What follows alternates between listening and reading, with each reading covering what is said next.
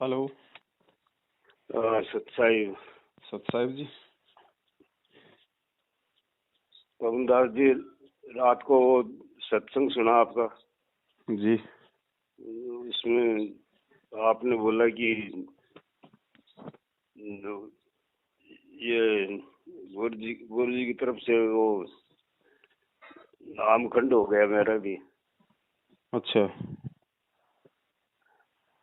वो 2014 का वो बरवाड़ा कांड हुआ था ना।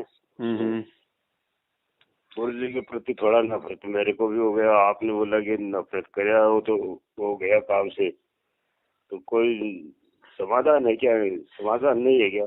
देखो, ऐसी बात नहीं है भगत जी। 2014 के बाद में काफी लोगों के मन में थोड़ा बहुत दोष आ ही गया था, क्योंकि जो घटनाएं जो घटी थी ना, वो इसी प्रकार से घटी थी कि मन में दोष आना भगत जी स्वाभाविक सा था, क्योंकि लोग मन में समझ नहीं पा रहे तो थे।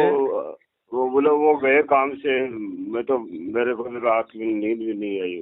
भगत जी, चक्कर क्या था ना, क्योंकि वहां पे जो भी काम किया जा रहा था ना, वहां का जो प्रबंधन था, जो मैनेजमेंट था, वो गुरुजी का नाम ले लेके कर रहा था। तो लोग सोच रहे थे यार ये सब कुछ रामपाल जी महाराज करवा रहे हैं, है ना। तो इस तरीके से मन में दोष आना कोई बड़ी बात नहीं है भगत जी। तो और ये तो मालिक है, ये तो भगत जी दयालु है, किसी भी तरीके से बच्चे इसके साथ वापस जुड़ जाएं, ये तो यही चाहता है भगत जी।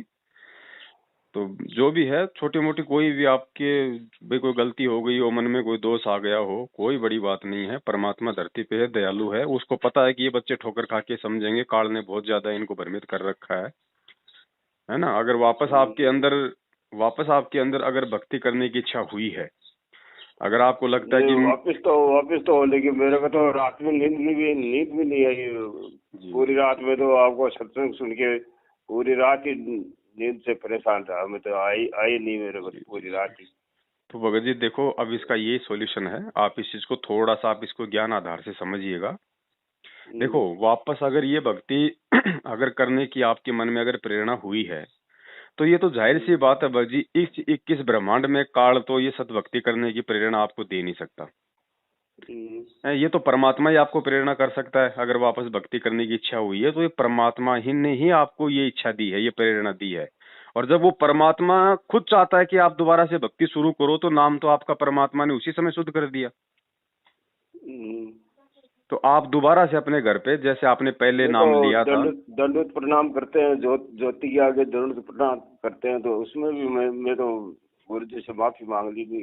हाँ, तो बस तो भगत जी कोई दिक्कत नहीं, इस भक्ति में यही है। बाकी ये कोई ट्रीटमेंट वाली भक्ति नहीं है कि भाई हॉस्पिटल में एडमिट हो जाओ, वहाँ इंजेक्शन लगेंगे तब नाम शुद्ध होगा। जो गलती हमने करी है, हम अपने बाप से उसकी क्षमा याचना कर लें, बस हमारा नाम शुद्ध है। जब एक सांसारिक पिता अपने बच्चे की 100 गलतियां माफ कर देता है, तो ये तो हमारा आध्यात्मिक पिता भगत जी, ये तो लाख गलतियां माफ करने वाला है। हम उसी हिसाब से भक्ति में वापस लग जाएं, जैसा हम शुरुआत में नाम लेके लगे थे। और कोई तरीका नहीं है भगत जी, कमाई कभी निष्फल नहीं जाएगी। और जैसे आएंगे परमात्मा, तो नाम तो भगत जी सभी का शुद्ध करना है उसने। ऐसा कौन है जिसका नामखंड नहीं होगा या जिसकी मर्यादा सही होगी? बताओ, 7 साल में भगवान से दूर होके कोई कभी शुद्ध रह सकता है क्या? सुधरा तो नहीं है। तो वापस उसी तरीके से अपनी भक्ति शुरू कर दो भगत जी। बाकी किसी से कोई पूछने की जरूरत नहीं है, किसी से कुछ भी करने की जरूरत नहीं है। पूछने की तो जरूरत नहीं है। हाँ, बस मालिक साथ में है। और वापस परमात्मा के सत्संग और ये जो साध संगति जो हमारी चल रही है, जो गुरु जी के आने तक, हाँ, आप इस साध संगति से आप जी जुड़े रहिए, आपको जानकारियां मिलती रहेंगी, फिर से आप कोई गलती हमसे ना बने।